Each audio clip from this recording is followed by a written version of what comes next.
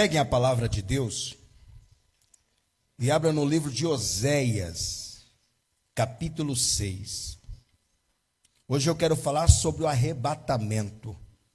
Pastor, arrebatamento no livro de Oséias? É, de um modo figurado. Você vai entender. Livro de Oséias, capítulo 6, versículo 3. Assim que você encontrar, diga, eu achei. E quem não encontrou, diga, teologia. Opa, tem gente que falou teologia. Viu, meu, sim? Teologia.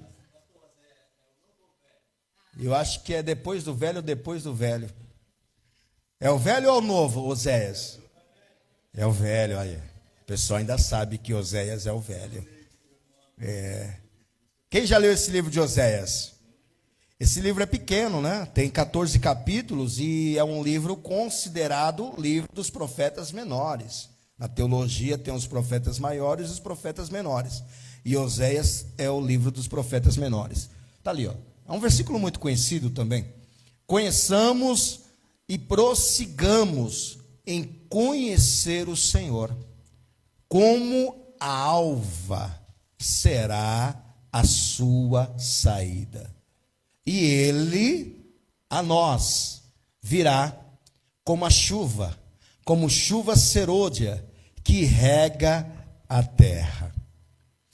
Conheçamos e prossigamos em conhecer o Senhor. Como a alva será a sua saída.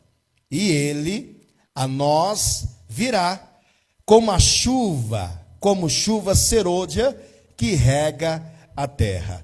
Neste versículo, Oséias fala de Jesus. Pastor, como? Vou te falar, vou te mostrar. Quem crê neste versículo, quem crê nesta palavra? Você crê que Jesus voltará? Você crê no arrebatamento? Então vou ler mais uma vez, bem alto e bem forte, eu quero que você leia comigo. Vamos lá? Conheçamos e prossigamos em conhecer o Senhor. Como a alva será a sua saída, e ele a nós virá como chuva serôdia que rega a terra. Quantos creem que ele virá? Você crê que ele virá? Então desocupe as tuas mãos e dê para esta palavra a mais sincera, a mais poderosa, a mais verdadeira salva de palmas. E enquanto você aplaude, glorifica, engrandece, enaltece e bendizer o nome santo do Senhor Jesus. Diga, eu creio que ele virá. E virá como chuva serôdia para regar toda a terra. Diga isso para ele. Senhor meu Deus e meu Pai, a sua igreja te glorifica, a sua igreja te aplaude. Venha com teu Espírito Santo nesta manhã e tome a boca do mensageiro, tome os lábios do pregador e envie, Senhor, a sua palavra com poder e autoridade, com poder e revelação, e que a sua palavra vá e percorra toda a terra e produza o resultado para qual está sendo mandada. Em nome de Jesus, amém e graças a Deus. Podeis assentá-los. Ele virá. O livro de Oséias, já o nome Oséias, já tem tudo a ver com o que eu quero falar. Oséias significa salvação, ou Senhor salva.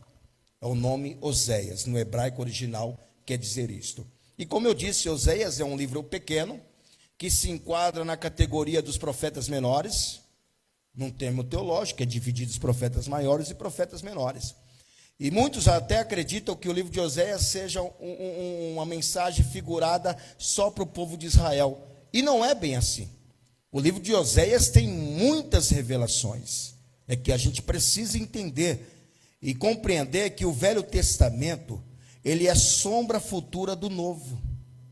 Tudo que está escrito no Velho Testamento aponta a Cristo, desde Gênesis até Malaquias. O Novo Testamento veio para cumprir o que o Velho disse.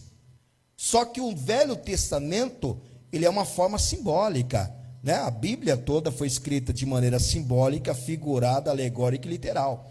Então a gente precisa entender o que é figuras, o que são símbolos e o que é literal, sentido real, ou o que é alegórico, o que faz uma alegoria.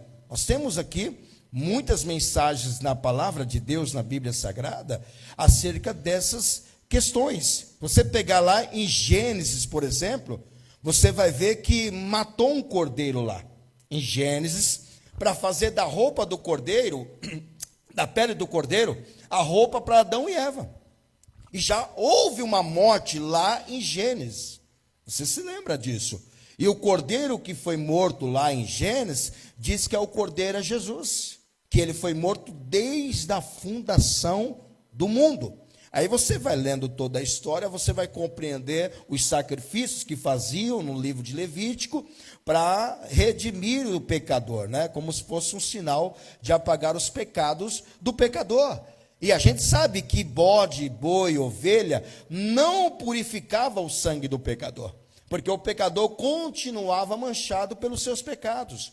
Então Jesus também veio para isso, para eliminar o pecado, e através do teu sangue, ele nos trouxe o perdão dos pecados. Então a gente vai embasando, né, em todos os textos do Velho Testamento, e assim a gente vai conseguir compreender que todo o Velho Testamento apontava só para uma pessoa, e esta pessoa, Cristo. Não tinha outra pessoa. Se você for ver sobre aqui em livro de Oséias, se você ler o capítulo 13, que eu vou te mostrar, e o versículo 14, Paulo mencionou esse versículo na ressurreição de Cristo.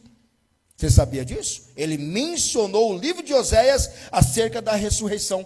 Coloca aí para você ver Oséias capítulo 13 e o versículo 14. Até Paulo mencionou Oséias na sua carta que ele estava escrevendo sobre a ressurreição de Cristo. Olha lá. Eu os remirei da violência, do inferno, os resgatarei da morte. Onde estão, ó morte, as tuas pragas? Onde está, ó inferno, a tua perdição? O arrependimento será escondido de meus olhos. Agora, pega esse texto que Oséias mencionou, você vai ver Paulo trazendo à memória o que Oséias falou na carta que ele escreveu, primeira carta de Coríntios, capítulo 15, versículos 55 ao 57. Paulo mencionou Oséias na ressurreição de Cristo. Para você ver. Coloca aí, primeira carta de Coríntios, capítulo 15, versículo 55. Olha lá. Onde está, ó morte, o teu agrilhão? Mesma coisa. Onde está, ó inferno? Você vê que Oséias mencionou isto. O teu inferno, a tua vitória. Ora, o aguilhão da morte é o pecado. E a força do pecado é a lei. Mas graças a Deus, que nos dá a vitória por nosso Senhor Jesus Cristo. Paulo mencionou Oséias numa carta que escreveu acerca da ressurreição de Jesus. Então a gente precisa compreender o Novo Testamento lendo o Velho. Porque o Velho é sombra futura daquilo que se cumpriu no Novo Testamento. As profecias do Velho se cumpriram no Novo. Então todo o Velho Testamento apontava para Cristo desde Gênesis a Malaquias, e no Novo Testamento de Mateus, Apocalipse, fala de Cristo. Vou te mostrar mais um exemplo que falou de Cristo. Abra aí em Salmos 22, versículo 1. Jesus na cruz, ele falou isso que Salmos já havia mencionado. Salmos 22, versículo 21. E se você prestar atenção no que está escrito aí do capítulo, né? Não chama-se capítulo, chama de números, né? Porque Salmos não tem capítulo, é música. Olha o que diz aí, ó. O Messias sofre, mas triunfa. Quem é o Messias? Sabe o que significa Messias? Ungido. E Messias é uma tradução de grego que significa Cristo. Então, quando se fala de Cristo, se fala de ungido, o Messias. E olha o que diz o versículo 1. Deus meu, por que me desamparaste? Quem que falou isto? Jesus falou isso na cruz. Só que ele falou de uma forma diferente a linguagem. Olha aqui o que ele disse aqui no grego, em Mateus, o mesmo texto, capítulo 27 e o versículo 46. Olha o que ele vai dizer aqui, ó. As mesmas palavras que Salmos disse, Jesus também disse. Mateus 27, versículo 46. Perto da hora nona, exclamou Jesus em alta voz, dizendo: Eloi, Eli, lema sabachthani. Isto é, Deus meu, por quê? Os Salmos falam isso. Você está vendo? A profecia de que Cristo iria morrer. O Salmo já estava mencionando a morte de Cristo. Por isso que fala, é sombra futura do Novo Testamento. Então, tudo que está escrito no Velho Testamento apontou sempre para Cristo. Sempre para Jesus. Vou te mostrar mais um exemplo dos Salmos. Volta para Salmo 31, versículo 5. O mesmo versículo, a mesma fala, você vai encontrar no Evangelho. Aqui você encontrou em Mateus. Salmos 31, versículo 5. Nas tuas mãos encomendo o meu espírito. Tu me remiste, o Senhor Deus da verdade. Quem falou isto? Nas tuas mãos entrego o meu. Quem falou isto? Vamos lá em Lucas, capítulo 23, versículo 46. Olha o que vai dizer Lucas. Está vendo que o velho faz ligação com o novo? Só que o velho faz ligação como profecia. O novo já se cumpriu. Olha lá. Lucas capítulo 23, versículo 46. E clamando Jesus, com grande voz, disse: Pai, nas tuas mãos entrego meu espírito. E havendo dito isso, expirou, morreu. Está vendo a ligação? Então, assim como o Velho Testamento apontava para Cristo, o Oséias também apontou para Cristo, Isaías também disse de Cristo. Isaías já está num grau de profetas maiores. Lá Isaías capítulo 9, versículo 6, você vai ver Isaías falando do nascimento de Jesus.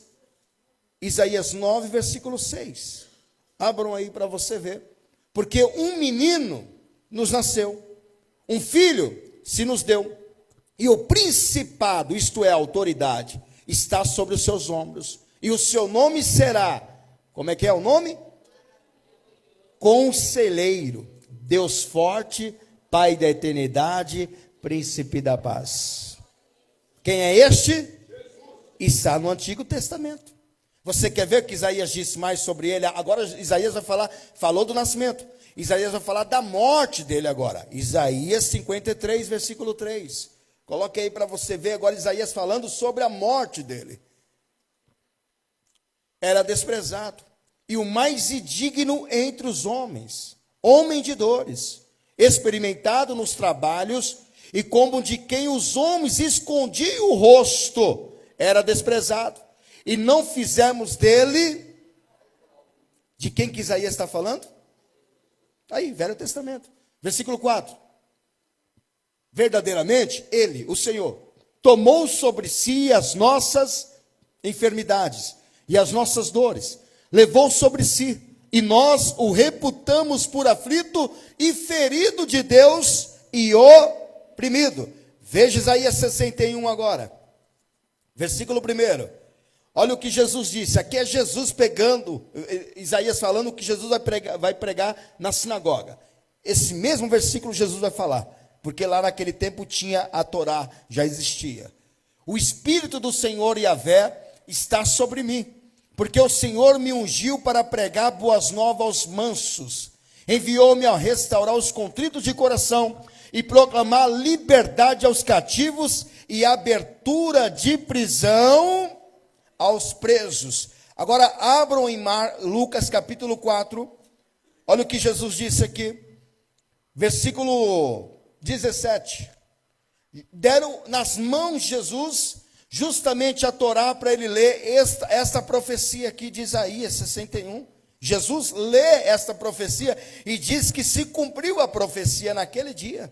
Está aqui Lucas 4, versículo 17. E foi-lhe dado o livro do profeta Isaías. E quando abriu o livro, achou o lugar em que estava escrito, exatamente o que eu li: o Espírito do Senhor é sobre mim, pois que me ungiu para evangelizar e pregar, tá? Como está em Isaías, evangelizar os pobres, enviou-me a curar os quebrantados do coração, a pregoar a liberdade aos cativos, a dar vista aos cegos e pôr em liberdade os oprimidos e anunciar o ano aceitável do Senhor.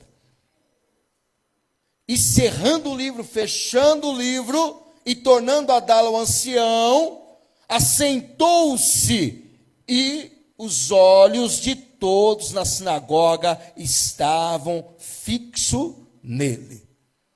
Então, começou a dizer-lhes: hoje se cumpriu esta escritura em vossos ouvidos. Se cumpriu a profecia. Você está vendo? Tudo que estava lá no Velho Testamento vem se cumprindo no Novo Testamento. E tudo é sombra futura. Hebreus capítulo 10, versículo 1 fala que tudo era uma sombra futura daquilo que iria acontecer. E de fato aconteceu.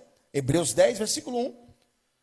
Porque tendo a lei a sombra dos bens futuros que ia surgir lá na frente, e não a imagem exata das coisas, nunca pelos mesmos sacrifícios que continuamente se oferecem a cada ano, pode aperfeiçoar os que a eles se chegam. Se você leu a carta, a epístola de Hebreus, você vai ver que de capítulo 1 até o capítulo 10 de Hebreus, você vai ver que fala de Jesus. Fala de Jesus desde o capítulo 1, aí no capítulo 9 vai dizer sobre o sacrifício, e Jesus está no meio.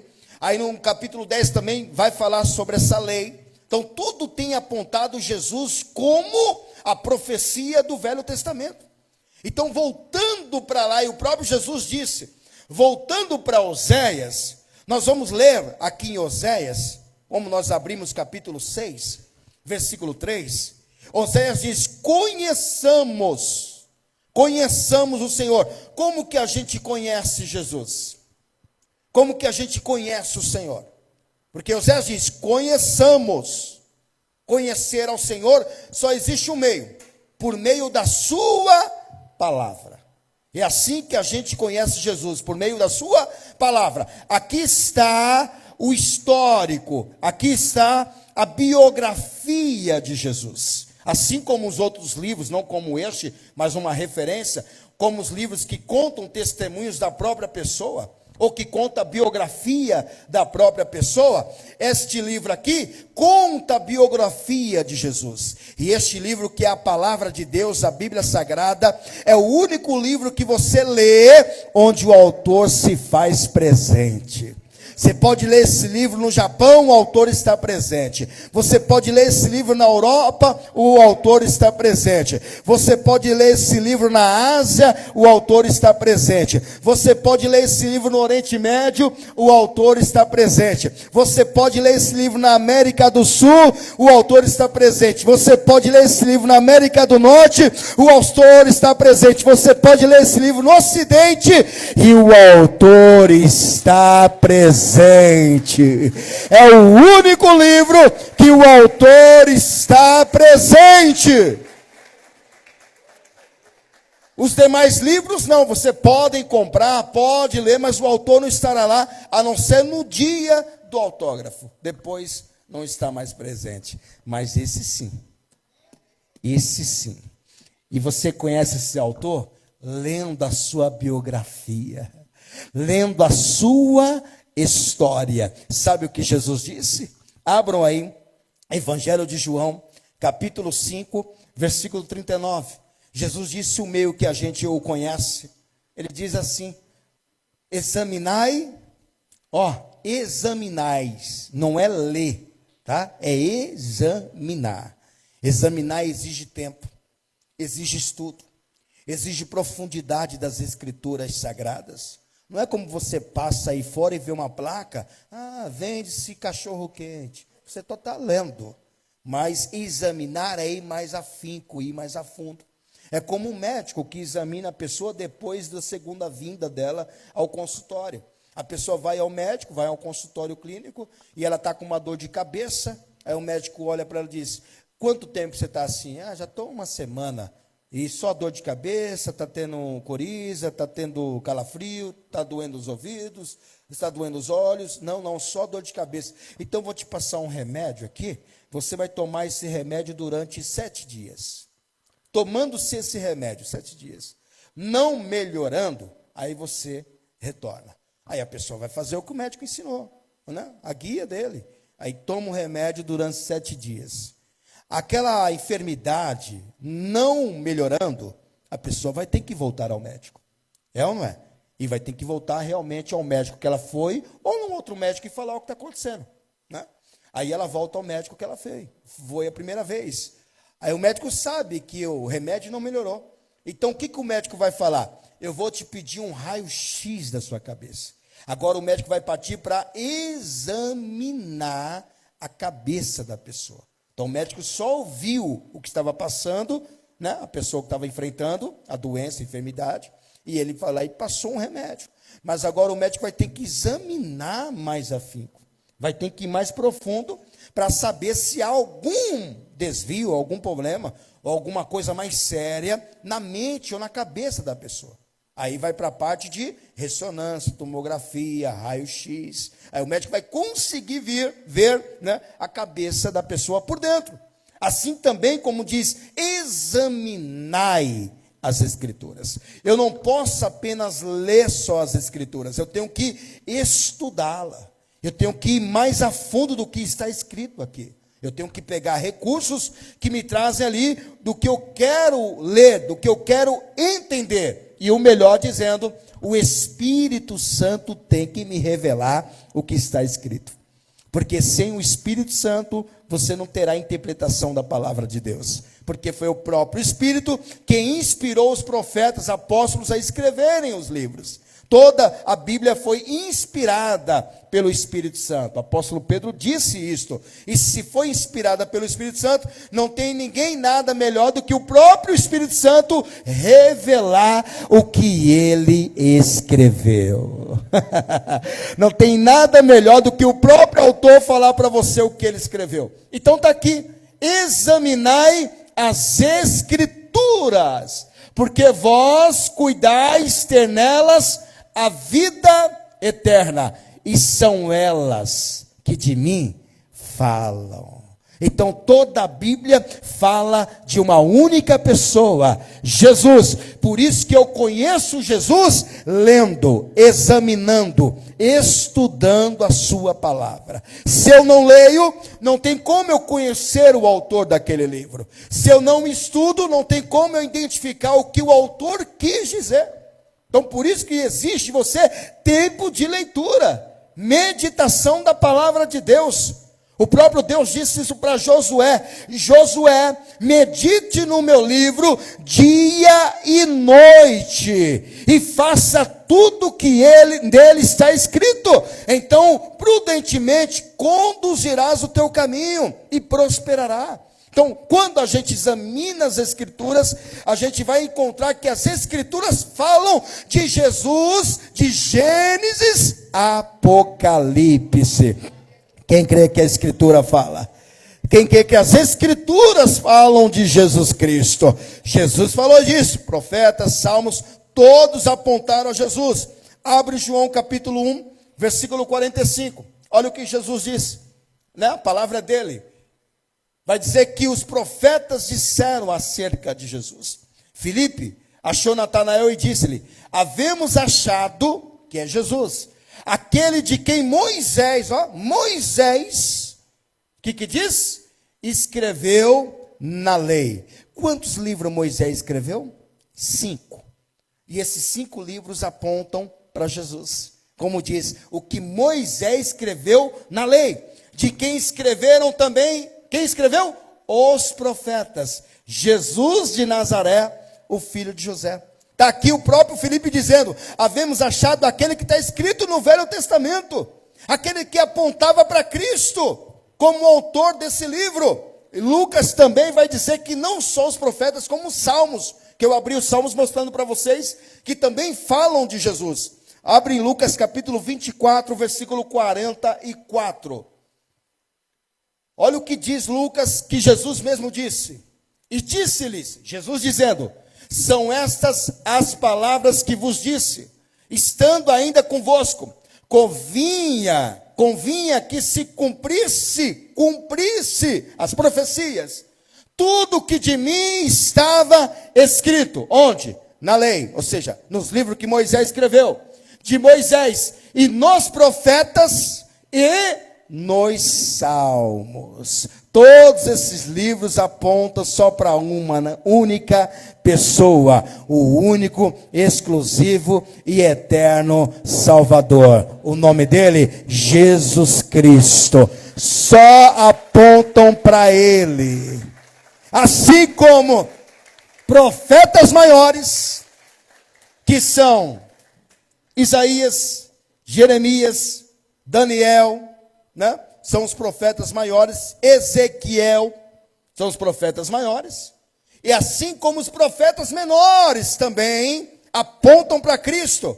E um deles é o Oséias. E Oséias traz uma grande profecia, uma grande revelação, que é o que eu quero dizer para você. Oséias diz: conheçamos e prossigamos em conhecê-lo, o Senhor. Prosseguir é dar continuidade naquele que você o conheceu.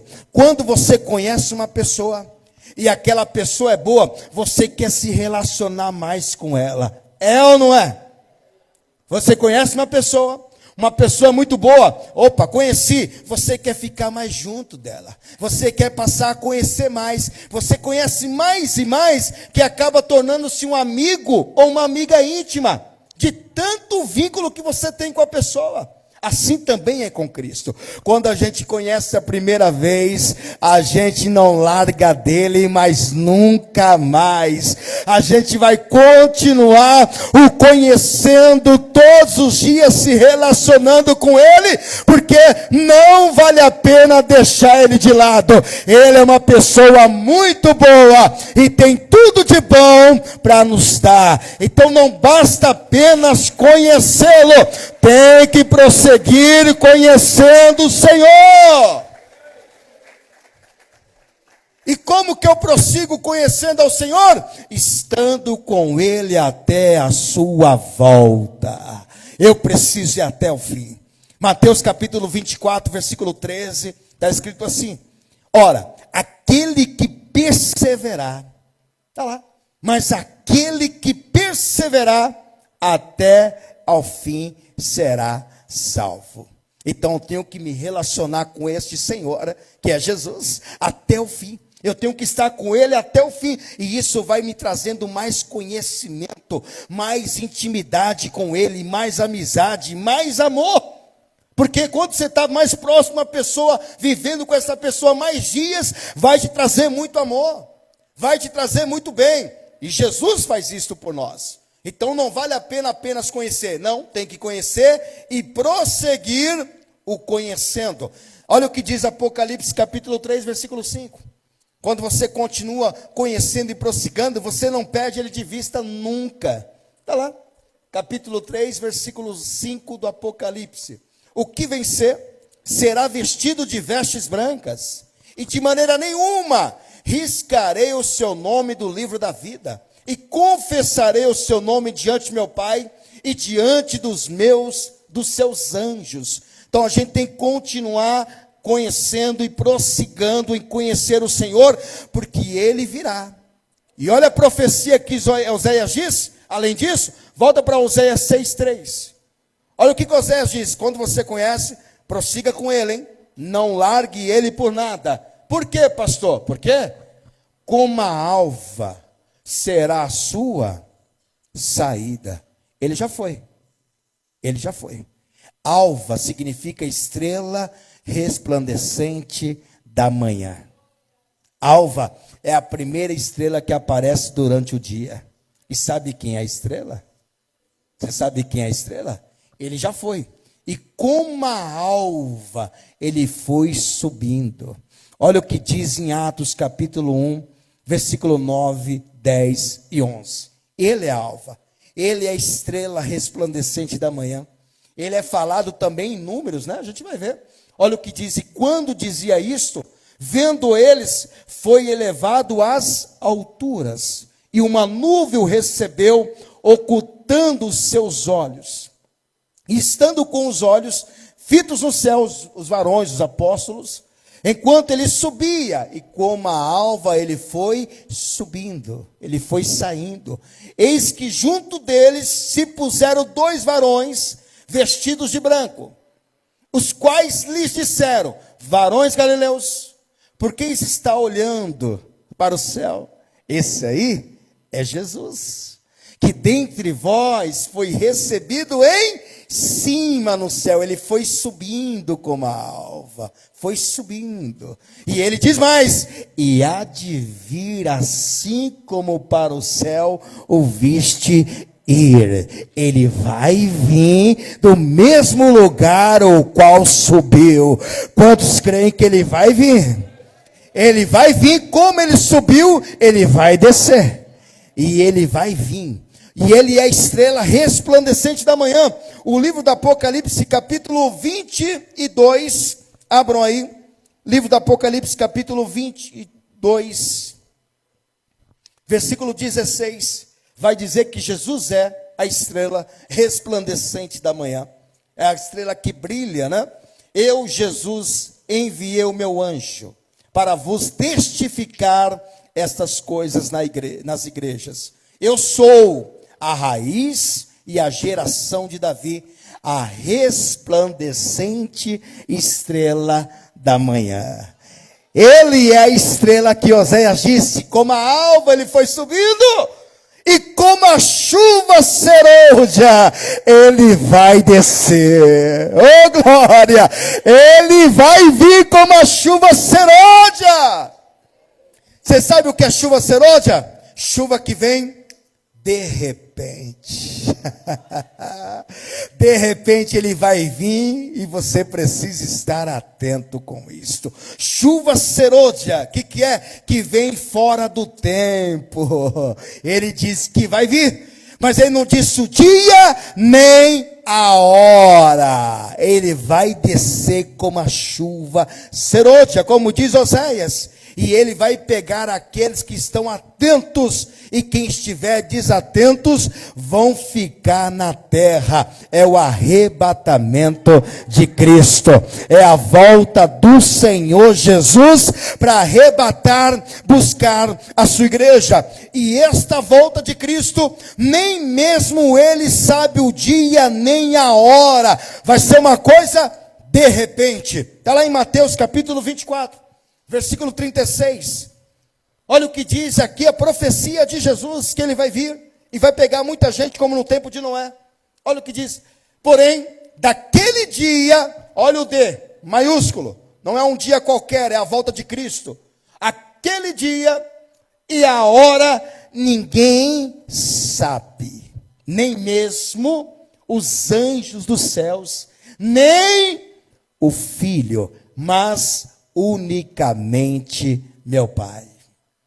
Como que vai ser, pastor? Penso eu, né? Como posso fazer uma conjectura aqui, está Deus sentado no trono, ao lado direito está Jesus sentado ao trono também, né? O Pai e o Filho, porque Jesus está sentado à destra do Pai, e está lá, Deus olhando o mundo, sentado no seu trono, e Jesus também olhando o mundo, sentado no seu trono, e Deus olhando aquele mundo perverso, cheio de pecados, ninguém pensando em Deus, ninguém querendo saber de Deus, todo mundo correndo para suas próprias casas, pensando nos seus próprios umbigos, e o mundo cada dia pior, cada dia pior.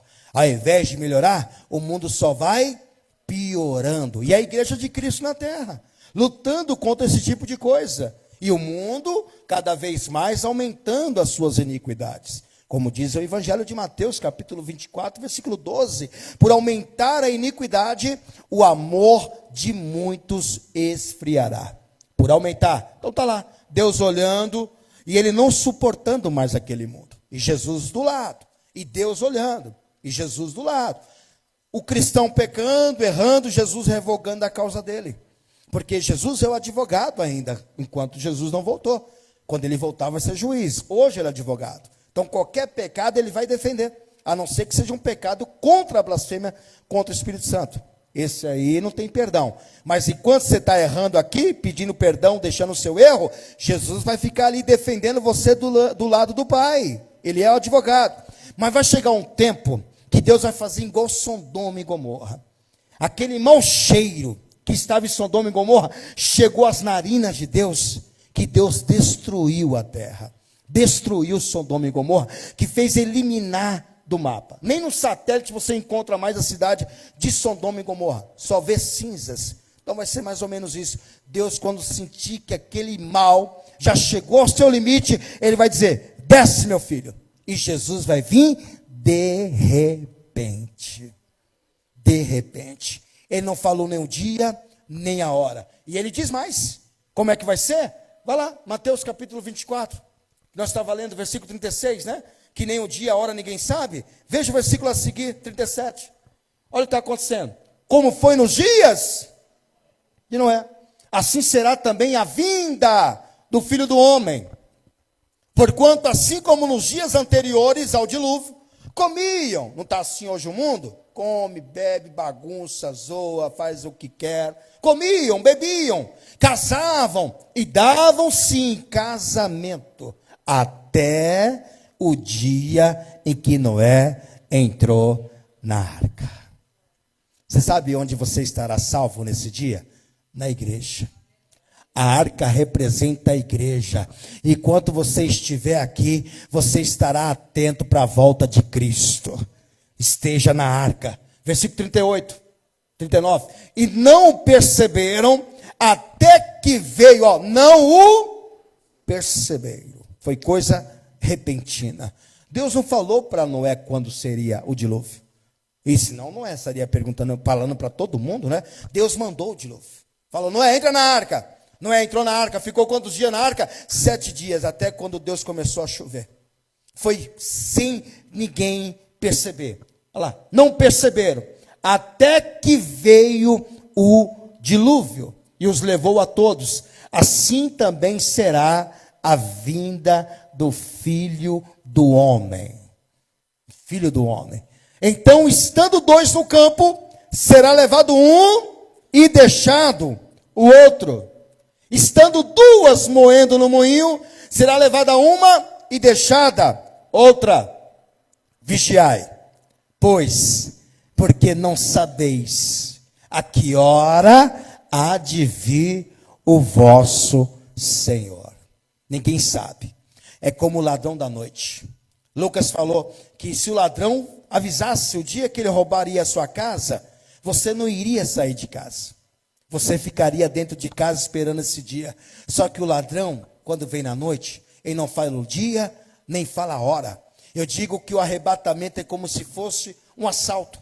Você não sabe quando você vai ser assaltado. E nem sabe o local que você será assaltado. Mas o assalto acontece de repente. Assim também será a volta de Cristo.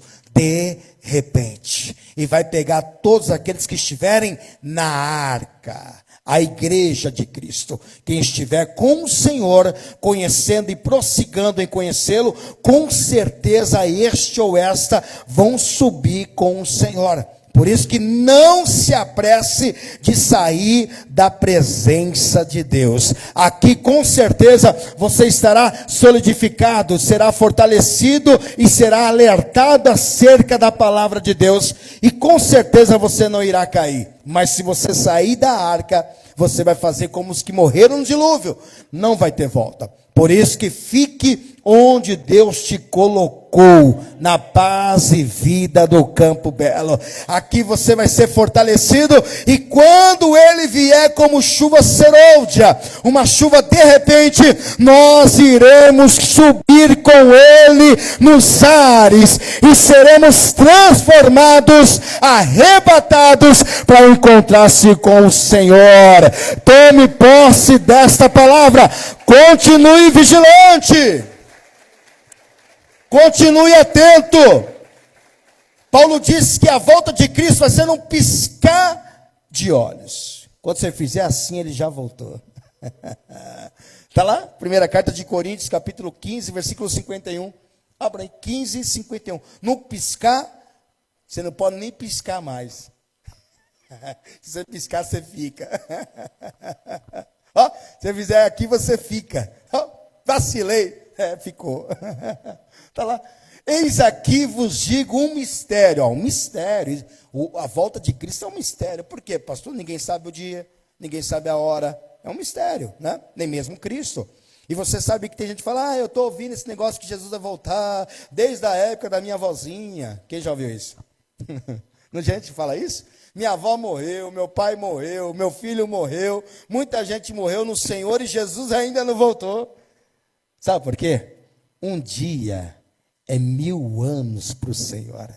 E 1000 anos é um dia. A qualquer momento Ele voltará. Pode ser hoje, de repente. Ou pode ser amanhã, de repente. O que você não pode é vacilar. Você não pode vacilar. Porque como foi nos dias de Noé, também serão nesses dias. No abrir e piscar dos olhos. Eis aqui vos digo o mistério.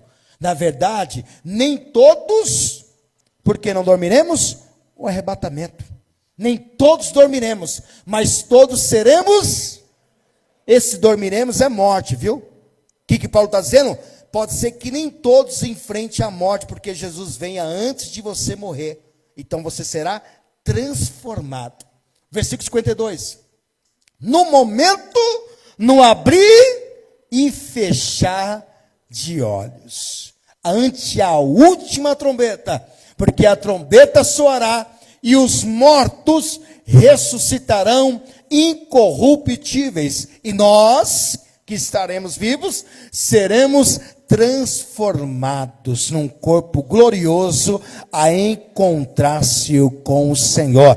Esta é a primeira vinda de Cristo, uma vinda que é do arrebatamento, e arrebatamento é tirar com força, tirar repentinamente. De repente, é igual a morte súbita. Você está aqui, pum, cai e morreu.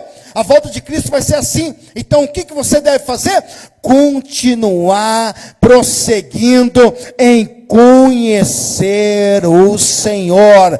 Não tirar o seu pé da presença de Deus por nada, porque Ele virá e todos os olhos verão a volta de Cristo na segunda vez. Mas na primeira, só a igreja vai subir com Cristo.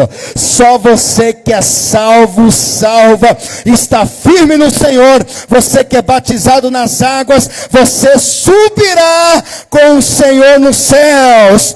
Abra aí em Tessalonicenses, capítulo 4, para a gente encerrar, versículo 13. Primeira carta, capítulo 4, versículo 13. Quem crê que Ele voltará?